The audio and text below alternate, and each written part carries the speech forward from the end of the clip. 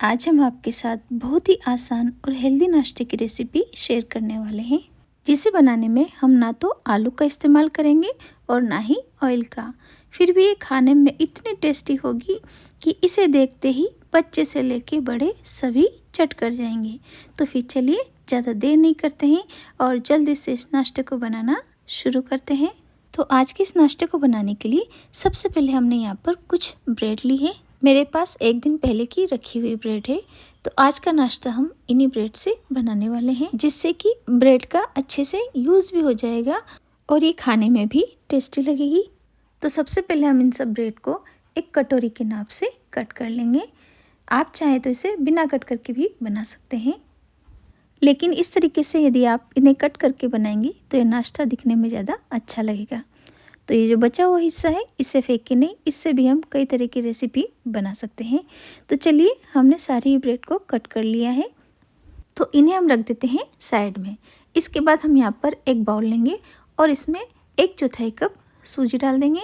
यहाँ पर मैंने बारीक वाली सूजी ली है, लेकिन आप मोटी वाली सूजी का इस्तेमाल भी कर सकते हैं। इसी के साथ हम इसमें 1/4 कप या ज़रूरत के हिसाब से छाछ डाल करके इसका घोल बना लेंगे।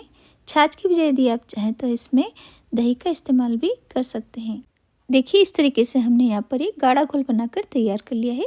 यदि ज़रूरत लगेगी तो हम बाद में इसमें थोड़ी सी छाछ और मिलाएंगे। इसी के साथ हमने यहाँ पर स्वाद अनुसार नमक डाल दिया है और लगभग 2 चम्मच हम इसमें डाल रहे हैं धनिया की चटनी। तो यहाँ पर मैंने धनिया की ये चटपटी यानी कि तीखी चटनी बनाई है, इसलिए बहुत ज़्यादा चटनी नहीं डाल रहे हैं। सिर्फ 2 चम्मच चटनी डाल करके इसे अच्छे से मिला लेंगे और मिलाने के बाद लगभग 10 मिनट के लिए हम इसे ढक करके रख देंगे, ताकि सूजी अच्छे से फूल जाएगी। तब तक हम दूसरी तैयारी कर लेते हैं। तो यहाँ पर फिर से हम एक बाउल लेंगे और इसमें हम एक मीडियम साइज़ का प्याज डाल देंगे, जिसे कि हमने बिल्कुल बारीक कट करके लिया है। इसी के साथ में एक छोटी साइज़ की गाजर भी ली है। गाजर को भी हमने बिल्कुल बारीक कट कर लिया है। एक छोटा टुकड़ा ककड़ी का और इसी के साथ में एक मीडियम साइज़ की शिमला मिर्च भी ली है। तो सब्ज़ी आप अपने हिसाब से कोई भी ले सकते हैं। इसके बाद मैंने यहाँ पर 2 छोटी साइज़ के टमाटर लिए हैं। इन्हें भी बिल्कुल बारीक कट कर लिया था, लेकिन इनके बीज निकाल करके हम इसमें इस्तेमाल करेंगे। यदि आप भी मेरी तरह थोड़ा तीखा खाना पसंद करते हैं तो एक हरी मिर्ची डाल सकते हैं या फिर इसे स्किप भी कर सकते हैं।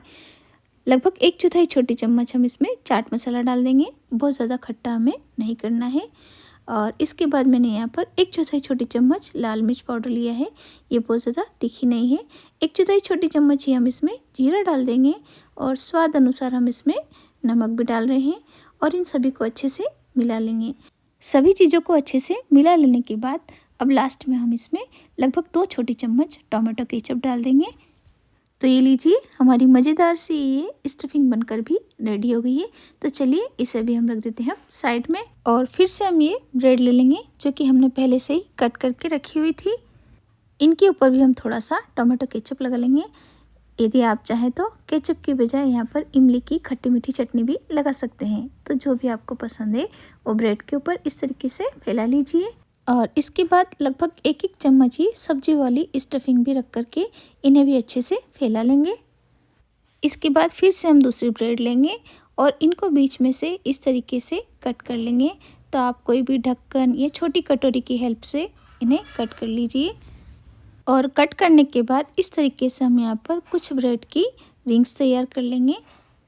इसके बाद जो हिस्सा हमने बीच में से ब्रेड का काटा था उसे स्टफिंग के ऊपर रख करके अच्छे से प्रेस कर देंगे और इसी के ऊपर हम ये रिंग भी लगा देंगे। देखिए इस तरीके से हमें रिंग को ब्रेड के ऊपर सेट करना है। दिखने में ये काम थोड़ा सा कठिन लग रहा है, लेकिन बहुत मज़ेदार और आसान भी है। इसी के ऊपर हम थोड़ी सी हरे धनिया की चटनी भी लगा लेंगे और चटनी लगाने के बाद फिर से इसके ऊपर हम दूसरी रिंग रख देंगे और इसे अच्छे से सेट कर लेंगे। इसी तरीके से बाकी ब्रेड को भी हम तैयार कर लेंगे। इस तरफ लगभग 10 मिनट में ये सूजी भी अच्छे से फूल चुकी है और हल्की सी ये गाढ़ी भी हो गई है। तो ज़रूरत के हिसाब से हम इसमें थोड़ी सी छाछ डाल करके घोल को हल्का सा पतला कर लेंगे, लेकिन बहुत ज़्यादा पतला भी आप ना करें। तो यहाँ पर लगभग 1 से 2 छोटी चम्मच मैंने छाछ डाली है और इस तरीके से ये घोल तैयार कर लिया है। अब हम इसमें लगभग 1 छोटी चम्मच ऑयल डाल देंगे। इसी के साथ लगभग 1/4 छोटी चम्मच हम बेकिंग सोडा भी डाल रहे हैं। तो बेकिंग सोडा और ऑयल डालने के बाद हम इसे अच्छे से मिला लेंगे और आप देखिए घोल अच्छे से फूल चुका है। तो बस ज़्यादा देर नहीं करते हुए जो हमने ब्रेड तैयार कर रखी थी उसमें लगभग एक एक चम्मच ये घोल डाल देंगे और इस तरीके से हम ये ब्रेड की तीनों ही कटोरियाँ तैयार कर लेंगे। और इसके बाद फिर से हम ये कट की हुई ब्रेड इनके ऊपर रख देंगे, यानी कि इनको ढक देंगे। अब इस तरफ हमने गैस पर तवा गर्म होने के लिए रख दिया है और तवे के ऊपर हम थोड़ा सा बटर लगा लेंगे। बटर की बजाय यदि आप चाहें तो ऑयल या घी का इस्तेमाल भी कर सकते हैं। गैस की आंच हम बिल्कुल धीमी रखेंगे और तीनों ही ब्रेड को हम तवे के ऊपर रख देंगे। वैसे बच्चे सब्जियां खाना पसंद नहीं करते हैं, लेकिन इस तरीके से यदि हम नाश्ता बनाकर बच्चों को खिलाएंगे तो बच्चे बड़े शौक से खाएंगे।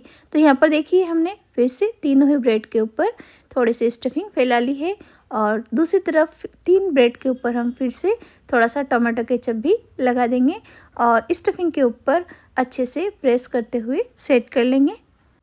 पूरे नाश्ते को बनाते टाइम हमें गैस की आंच बिल्कुल धीमी ही रखनी है। तो अब तीनों ही ब्रेड को हमने अच्छे से प्रेस कर लिया है। अब जिस कटोरी से हमने ब्रेड को कट किया था उसी कटोरी से हम इस तरीके से इन्हें ढक देंगे, ताकि हमने जो सूजी का घोल ब्रेड के बीच में डाला है वो भी अच्छे से पक जाए।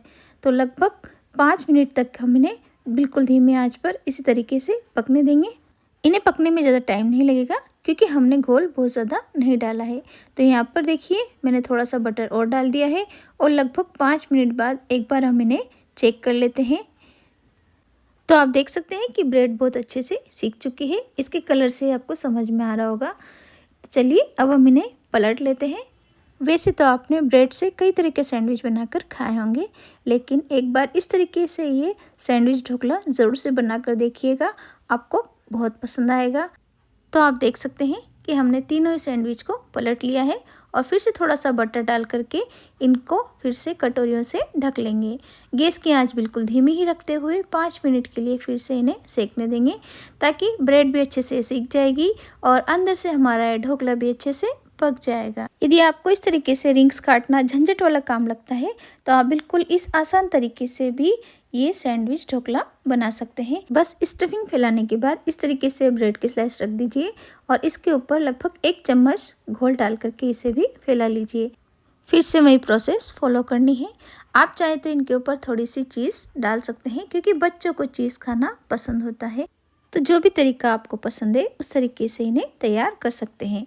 तो चलिए इन्हें सेकने के लिए मैं यहाँ पर ग्रिल पैन ले रही हूँ। तो इन्हें भी इसी तरीके से 5 मिनट के लिए कटोरी से ढक करके पकने देंगे। तब तक हम दूसरा सैंडविच चेक कर लेते हैं। तो ये लीजिए, दूसरी तरफ से भी हमारा ये सैंडविच बहुत अच्छे से सीख चुका है। देखिए दोनों ही तरफ से कितना बढ़िया इनका कलर आया है। तो देखिए कितने आसान तरीके से हमारा ये रंग बिरंगा ढोकला प्लस सैंडविच बनकर तैयार हो चुका है। इस तरफ लगभग 10 मिनट में हमारा ये सुंदर सा सैंडविच भी बनकर तैयार हो चुका है। तो दिखने में जितना बढ़िया लग रहा है, खाने में तो टेस्टी होगा ही। तो चलिए ज़्यादा देर नहीं करते हुए जल्दी से गर्मा गर्म ही इन सैंडविच को हम सर्व कर लेते हैं। तो आशा करती हूँ कि आपको मेरी ये आज की रेसिपी पसंद आई होगी। यदि आपको मेरी ये आज की रेसिपी पसंद आती है तो प्लीज़ आप इसे एक लाइक ज़रूर दीजिएगा और मेरे चैनल को सब्सक्राइब करना बिल्कुल भी ना भूलिएगा। वीडियो देखने के लिए आपका बहुत बहुत धन्यवाद।